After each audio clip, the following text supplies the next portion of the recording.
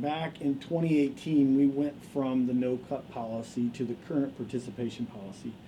And there's a few differences between the two policies, but the main one is when a student at Clayton High School becomes a senior and tries out for the varsity team, we now have the option to cut them if they're not one of the top players in the school for that program.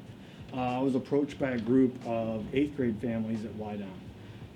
Some of them were trying to make the choice between sending their student to Clayton High School or choosing a private option. My opinion on the cut sports policy is kind of split.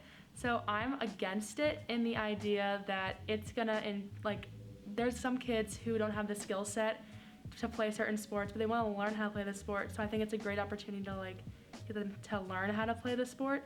But I'm also for cut sports because I feel like it'll make varsity and JVA teams more competitive, and it'll give us an edge that we need to start winning more games.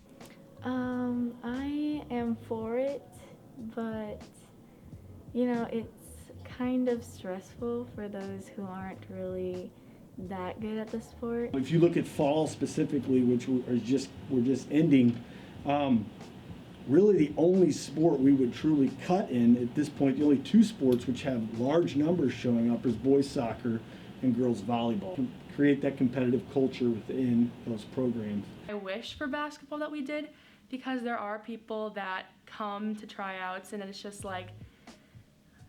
you could be so much better if you put in the effort. They don't really have a need for JVB, and it's mostly they want to be nice and just have another team so that they can play, and the low stress and stuff. I feel like if we had a cut policy, I feel like every sports record would be improved because that competitiveness would fuel the programs. It's my job to serve the community, so it's important for me to get feedback from Whydown parents, from high school parents, and even more importantly from high school students.